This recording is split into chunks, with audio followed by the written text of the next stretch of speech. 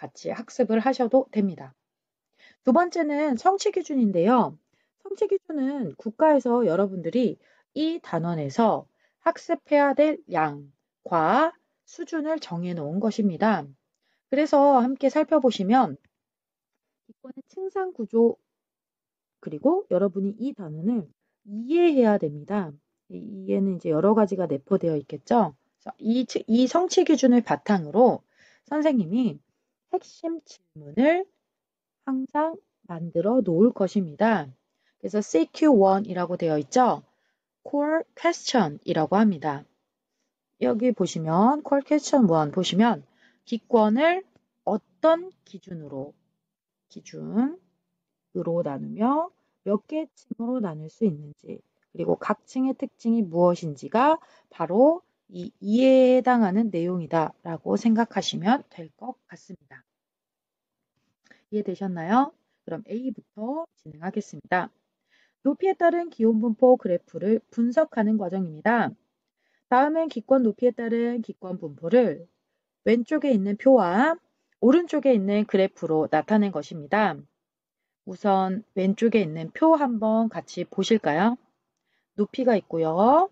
기온이 있습니다. 데이터가. 높이는 0이 바로 지표가 되고요. 위쪽으로 갈수록 높이가 높아진다라는 걸 의미합니다. 그때 기온 값을 나타낸 것인데요. 쭉 기온 데이터를 살펴보시면서 가장 높은 온도 그리고 가장 낮은 온도에 한번 별 표시 한번 해볼까요? 네, 가장 높은 온도는 어디 있는가요? 지표죠. 지표 부근에 15도가 온도가 가장 높고요. 그리고 여기 있는 데이터에서 온도가 가장 낮은 곳은 높이 약 100km에 영하 78도 1.1도입니다. 선생님이 이걸 표시해 보라고 한 것은 뭐 데이터 값을 외우라는 것이 아니고 데이터를 살펴보면서 경향성이나 온도가 어떻게 변하는지 좀 더 살펴보기 위한 활동이었습니다. 이것을 그래프로 직접 선생님이 변환해서 이렇게 데이터를 넣었는데요. 항상 그래프를 보실 때에는 가로축과 세로축을 먼저 보셔야 됩니다. 가로축, 즉 X축의 변인을 보시면 현재 기온이고요. Y축의 변인을 보시면 높이입니다. 높이가 높아지고 거기에 따른 기온 변화를 나타낸 그래프이죠. 보실 수 있겠죠? 모양. 그리고 플로팅, 점으로 플로팅한 다음에 그것을 선으로 연결해서 그래프로 나타낸 것입니다. 그럼 질문으로 가겠습니다. 그래프를 보고 기권을 몇 개의 층으로 나누어 보고 그렇게 판단한 이유를 적어보자.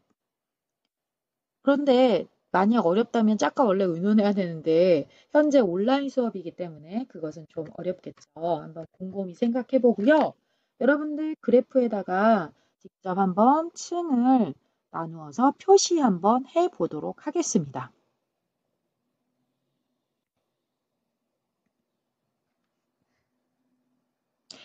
네, 표시하셨나요?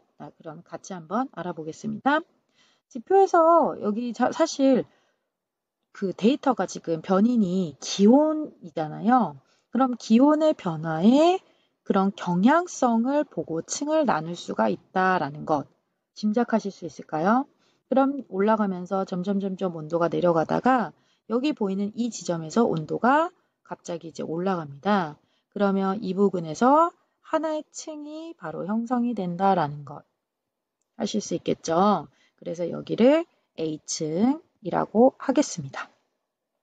두 번째 구간각 약 한 10에서 11km 정도 될 것 같습니다. 두 번째, 기온이 점점 올라가다가 약 50km 부근 보이시나요? 여기 부근에서 다시 온도가 낮아지기 때문에 또 하나의 층으로 생각할 수 있습니다. B층입니다. 그 다음 또 50km 이상 쭉 올라가다 보시면 또 꺾이는 구간이 있죠. 약 90km 정도 되네요. 조금 더 넘지만 여기까지 한 층으로 볼 수 있을 것 같습니다. C층이고요. 마지막 다시 온도가 상승하는 구간 D층입니다. 그렇다면 몇 개 층으로 구별할 수 있나요? 네, 4개의 층으로 구별할 수 있고 그렇게 나눈 이유 설명하실 수 있겠죠? 어떤 변화 때문일까요? 기온, 변화, 경향성에 따라서 즉 증가하느냐 온도가 감소하느냐를 이용해서 이렇게 했다라는 것 아시면 좋을 것 같습니다. B로 가겠습니다. 그러면 이런 높이에 따른 기온 변화가 기권인데요. 기권은 어떤 곳이냐면 기권은 지구를 둘러싼 대기가 존재하는 영역입니다. 지표에서 약 한 1000km 정도 되고요. 지표 부근에 거의 대부분 8, 90%의 공기가 있다라고 생각하시면 됩니다. 중력값이 커서. 역할 보시면 생물이 살아가는데 필요한 기체를 제공합니다. 우리가 호흡하는데 산소 이용하죠. 그리고 식물이 광합성할 때 이산화탄소를 이용합니다. 두 번째, 자외선 및 운석을 차단하고요. 세 번째는 지구 기온을 일정하게 유지해 줍니다. 다음 페이지 넘어가겠습니다. C, 기권의 구조와 특징 좀 더 상세하게 알아보도록 하겠습니다. 오른쪽 하단부터 A, B, C, D 순서로 진행하겠습니다. A층부터 가겠습니다. A층은 대류권입니다. 대류권은 지표에서 약 0에서 11km 구간으로 그래프 보시면 위쪽으로 갈수록 기온이 낮아지는 거 보이시죠? 그렇기 때문에 대류 현상이 굉장히 활발하게 일어납니다. 그리고 불안정한 기층을 형성합니다. 선생님 여기서 의문이 혹시 드나요? 왜 낮아지면 대류 현상이 잘 일어나고 불안정한 기층인가요? 라는 질문이 들겠죠? 그래서 선생님이 다음 페이지에 자료를 넣어 두었는데요. 위에 있는 자료 보시면 대류권의 온도 분포와 같은 양상입니다. 지표면에서 가까운 공기덩이의 온도는 높고요. 지표에서 멀리 떨어진 높이 있는 공기덩이의 온도는 낮습니다. 지표 부근의 온도를 보시면 따뜻한 공기는 분자 운동이 활발해 부피가 크고 밀도가 작아져 상승하려고 합니다. 위쪽으로 상승하려고 하고요. 찬 공기는 부피가 작아져 밀도가 커져서 계속 하강하려고 합니다. 즉, 대류 현상이 일어나면서 불안정한 기층을 형성합니다. 이해되시나요? 네. 그래서 기온이 낮아지면 대류 현상이 잘 일어나고 이 대류 현상이 잘 일어나기 때문에 대류권이다라는 명칭이 여기 붙었습니다. 그리고 여기에 또 더불어서 수증기가 지표면에 존재하기 때문에 이 수증기가 응결되어서 구름을 만듭니다. 그래서 기상현상, 눈과 비와 같은 기상현상이 나타나는 것 또한 특징입니다. 네 번째, 전체 대기의 약 80%가 대류권에 분포한다라는 것. 지구 중심에서 가까워 중력이 크기 때문입니다. 가로 가겠습니다. 갑자기 대륙 건개면 약 11km 어떤 내용이냐면 바로 이것입니다. A 대륙권과 B 성층권의 경계면이 명칭이 있는데요. 거기가 바로 대륙권 계면이라고 합니다. 약 11km이고요. 아래층에 있는 층의 이름을 사용합니다.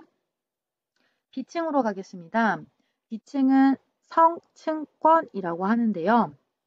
성층권은 약 11에서 50km 구간으로 기온이 높아지는 구간입니다.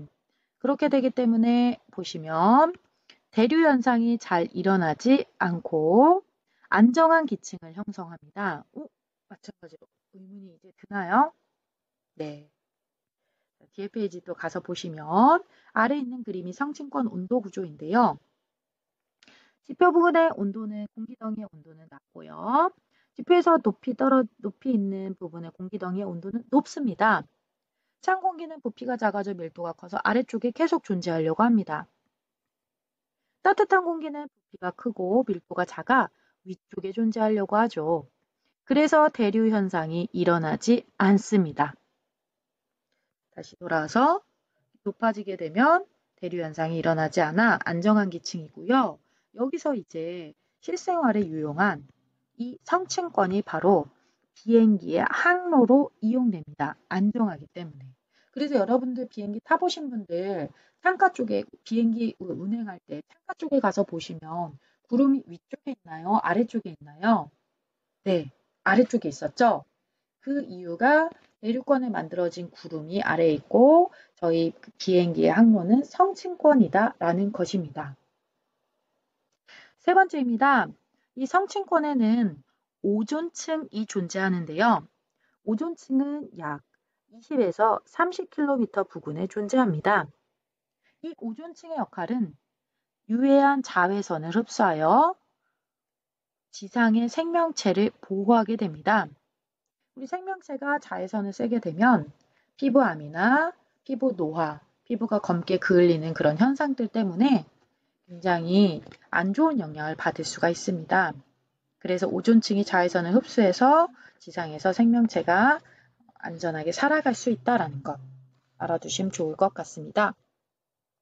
자, 성층권 계면이고요. 약 50km 부근입니다.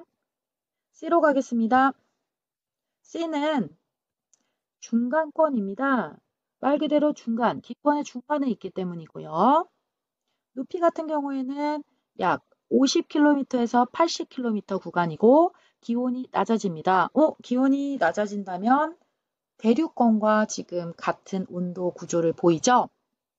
그리고 대류 현상이 잘 일어나고요. 불안정한 기층입니다.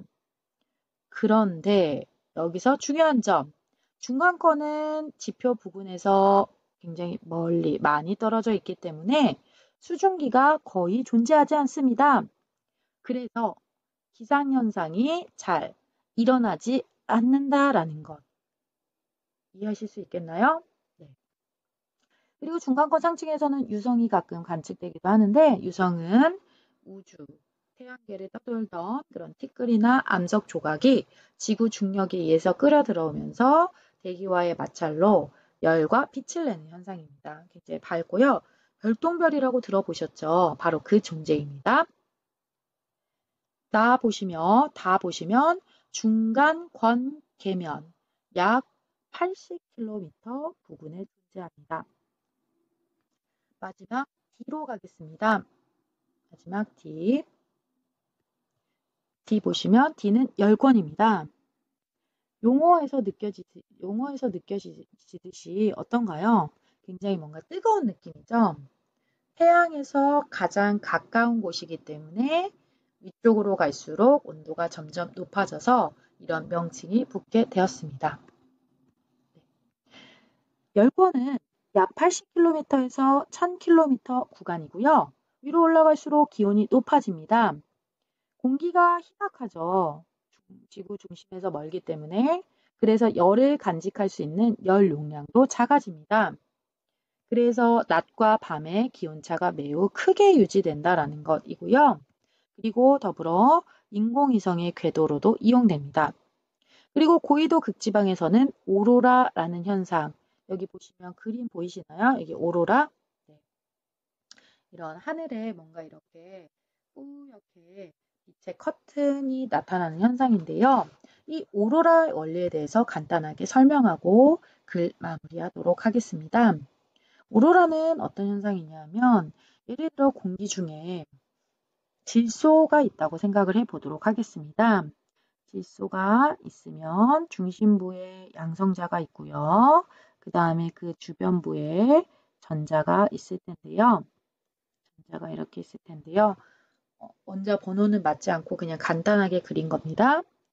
여기에 이제 이 질소 원자에 태양 복사 에너지가 영향을 줍니다.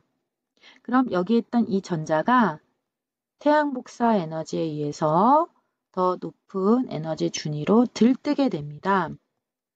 그리고 이 들뜬 상태에서 다시 제자리로 오면서 이때 빛을 내는 게 바로 오로라입니다. 네, 이해되셨나요? 그래서 주로 우리 지구상에서는 극지방, 그 태양의 그런 입자들이 들어오는 고온의 입자들이 들어오는 극지방, 캐나다나 아이슬란드와 같은 지역에서 오로라를 주로 관측할 수 있습니다. 네, 여기까지 해서 시 기권의 구조와 특징 전부 다 알아보았는데요. 여러분 어떤가요?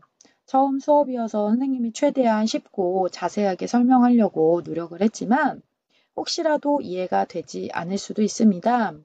그런 경우에는 영상을 반복 시청하면서 내용을 스스로 노트에 정리해 보는 시간을 가지길 바랍니다. 이상 수업 마치도록 하겠습니다. 여러분 안녕.